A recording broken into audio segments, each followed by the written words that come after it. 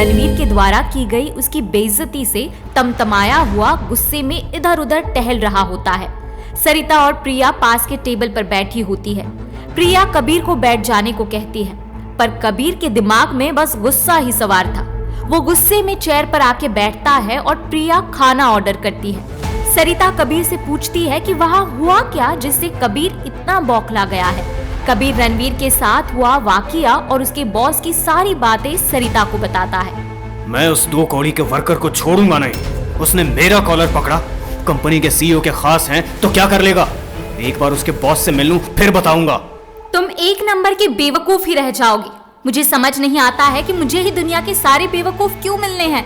तुमने ये नहीं सोचा कि एक वर्कर के कहने पर भला उसका मालिक क्यों काम करेगा, वो भी 100 करोड़ का इन्वेस्टमेंट दे देगा किसी को सिर्फ एक वर्कर के कहने पर। नहीं, ये तो इम्पॉसिबल है। ये रणवीर मल्होत्रा द वर्कर और रणवीर मल्होत्रा द सीईओ के बीच कुछ तो इम्पोर्टेंट कनेक्शन है जो हम देख नहीं पा रहे हैं।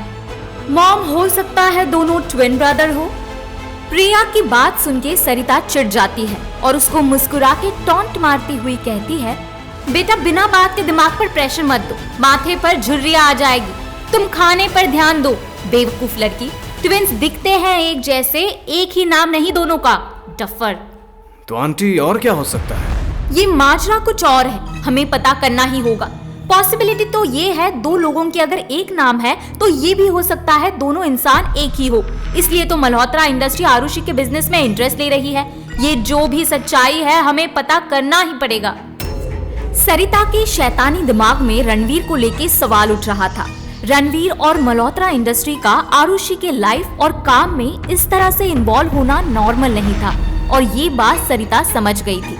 उसने कबीर को रणवीर के बारे में सब पता करने को कहा, उसकी प्रेजेंट लाइफ से लेकर पास्ट लाइफ तक सब कुछ। सरिता का हर प्लान फेल हो रहा था, इसलिए वो नहीं चाहती थी कि अब कोई गड़बड़ हो। इस बार वो आरुषि को मात देने का एक भी मौका नहीं गवा सकती थी, क्योंकि जल्द ही आरुषि वर्मा कंपनी की सीईओ बनने वाली थी। उसका नया बिजनेस भी स्टार्ट हो गया था। कबीर ने सरिता को कहा कि बिजनेस की टेंशन वो ना ले। कबीर की कंपनी अभी भी टेक्सटाइल बिजनेस में सबसे बड़ी कंपनी है। वो किसी भी बॉयर को वर्मा टेक्सटाइल के आसपास भी नहीं भटकने देगा। कबीर की बात सुन के भी सरिता के चेहरे पर खुशी नहीं थी। कबीर के पूछने पर सरिता ने कहा, ये मत भूलो कि रणवीर की असली सच्चाई क्या है वो हम नहीं जानते हैं, और जिस दुश्मन के बारे में पूरी जानकारी ना हो उसे हराना बहुत कठिन हो जाता है। जब तक हमें रणवीर की कोई कमजोरी नहीं मिल जाती है मैं खुशी महसूस नहीं कर सकती हूँ। आरुषि वाइन की बोतल लेती है और रणवीर के खाली ग्लास में डालती है। रणवीर उसे उसके ग्लास में भी वाइन डालने को कहता है। दोनों एक एक ड्रिंक और करते हैं। रणवीर तो आया ही था आरुषि से ये कहने कि वो उसकी बेटी को भी अपनाने को तैयार है, पर आरुषि ने उसे वक्त लेके सोच समझ के फैसला करने को कहा। दोनों साथ में ड्रिंक करते हैं और बाहर से खाना ऑर्डर करते हैं। उसके बाद रणवीर वॉशरूम जाने के लिए उठता है। वॉशरूम से निकलता है तो सामने वाले कमरे का दरवाजा खुला होता है। हल्की सी रणवीर की नजर कमरे के अंदर जाती है। कमरे में अंशी सो रही होती है। रणवीर की नजर जैसे उसके मासूम चेहरे पर पड़ती है वो वही ठहर जाता है। वो कुछ देर तक सिर्फ अंशी को देखता रह जाता है। उसका मासूम और प्यारा चेहरा देख के रणवीर के दिल की धड़कन अचानक से बढ़ जाती है। उसे एक अनोखा सा कनेक्शन फील होता है जो आज से पहले कभी नहीं हुआ था। अचानक उसकी आंखें नम हो जाती है। तभी पीछे से आरुषि आती है। रणवीर को इस तरह से मंत्रमुग्ध देख उसका हाथ पकड़ती है और कंधे पर सर झुका के कहती है, प्यारी है ना? बहुत प्यारी है। अब तुम ही बताओ, मैं इसके बारे में ना सोच के खुद के बारे में कैसे सोच लूं? कैसे छोड़ के जा सकता है कोई इसे? इतनी प्यारी बच्ची से दूर भला कोई बाप कैसे रह सकता है? क्योंकि इसके बाप को पता ही नहीं है कि उसकी कोई बेटी भी है। आरुषि के इस बात पर रणवीर चौंक जाता है। वो आश्चर्य से आरुषि से पूछता है, क्या मतलब पता ही नहीं है? कौन था वो?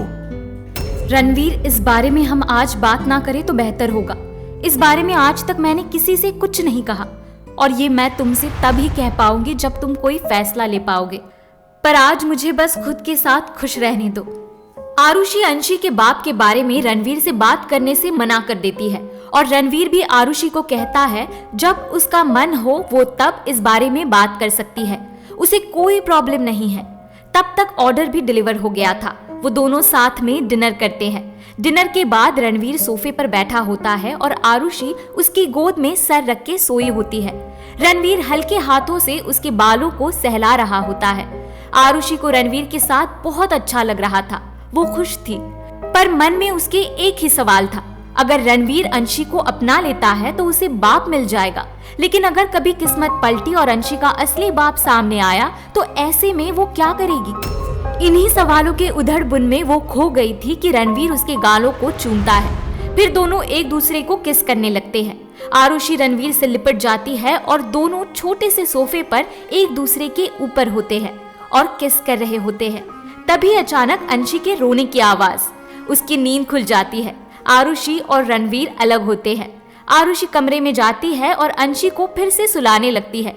अंशी को सुला के आरुषि ड्राइंग रूम में आती है तो रणवीर कहता है, इट्स टू लेट, तुम भी सो जाओ, मैं निकलता हूँ। आरुषि रणवीर को रोकना चाहती थी पर उसने कुछ नहीं कहा, बस मुस्कुरा के उसको हग किया और कहा, don't think too much, I love you. इतना कह के आरुषि रणवीर के गालों पर किस करती है और वहां से वो चला जाता है। आरुषि की आंखों में आंसू थे। उसे नहीं पता था कि रणवीर अब कभी वापस आएगा या नहीं, और रणवीर के मन के सारे सवाल खत्म हो चुके थे। अंशी को देखने के बाद वो एकदम शांत हो चुका था। वो खुश था। कहीं न कहीं उसने मन बना लिया था कि उसे क्या करना है। उसे बस अब आरुषि को अपने मन की बात बतानी थी। कितनी प्यारी बच्ची है, उसे देख के ही अलग सुकून सा महसूस हो रहा है। ऐसा लगता है जैसे इससे कोई रिश्ता हो। एक अलग शांति है जो मैंने आज से पहले कभी महसूस नहीं की। सरिता, प्रिया और कबीर डिनर करके रेस्टोरेंट से बाहर निकलते हैं। प्रिया को सरिता का प्लान कुछ समझ नहीं आ रहा था। वो सरिता से पूछती है, मॉम, अब आप करने क्या वाली है? आरुषि को रोकने के लिए और उसे रणवीर से दूर रखने के लिए मुझे तो कुछ समझ नहीं आ रहा है। मेरे शातिर दिमाग की बात तुम नहीं समझ पाओगी बेटा। तुम बस वही करो जो मैं कहूँ, ज्यादा दिमाग मत लगाओ। कबीर, तुम रणवीर के बारे में सारी जानकारी पता करो। ओके आंटी, और आप क्या करने वाली हैं? मुझे अब रणवीर को रोकने के लिए वीरेंद्र मल्होत्रा से मिलना होगा। अब बाप ही अपने बेटे को आरुषि से दूर करेगा। वीरेंद्र मल्होत्रा? और वो भला हमारी मदद क्यों करेंगे, वो भी अपने बेटे के खिलाफ? अब समय आ गया है कुछ पुराने हिसाब को चुकता करने का। वीरेंद्र मल्होत्रा, वर्षों बाद फिर से मुलाकात होगी। सरिता किस पुराने हिसाब की बात कर रही है? आखिर वीरेंद्र मल्होत्रा से उसकी क्या पहचान थी? क्या चल रहा था सरिता के मन में? क्या वीरेंद्र मल्होत्रा सरिता की बात मान के रणवीर को आरुषि से दूर करेगा? क्या रणवीर अंशी से मिलने के बाद उसे अपना लेगा? जानने के लिए सुनते रहिए कहानी कॉन्ट्रैक्ट मैरिज, सिर्फ पारवी फ्रीक्वेंसी पर।